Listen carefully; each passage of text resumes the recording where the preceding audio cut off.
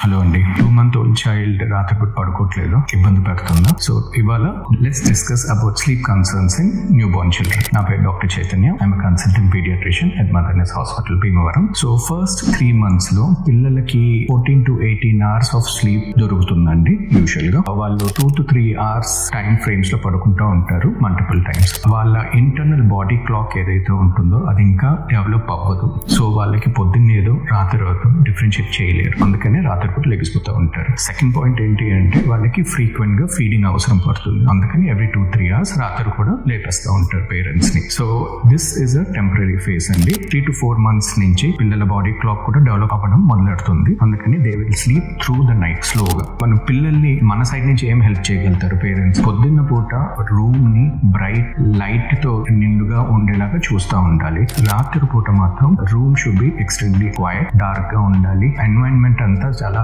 Safe గా ఉండాలి babies కి. సో దీని వల్ల కొంచెం వాళ్ళకి ఇంకా తొందరగా బాడీ క్లాక్ సెట్ అయ్యే అవకాశాలు ఉంటాయి.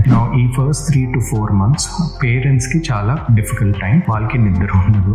So what we usually suggest is parents కి బేబీ టైమింగ్స్ తో సింక్ అయిపోయి పడుకోవడం, రెస్ట్ తీసుకోవడం చేస్తూ ఉండాలి. దే షుడ్ టేక్ షిఫ్ట్స్ అనమాట. ఫాదర్ టు midnight వరకు చూసుకుంటే దాని తర్వాత మదర్ చూసుకోవడం అట్లా. And please do not hesitate to take help from your family and friends, and remember this is a temporary phase and baby will start slowly coming out of it. Thank you.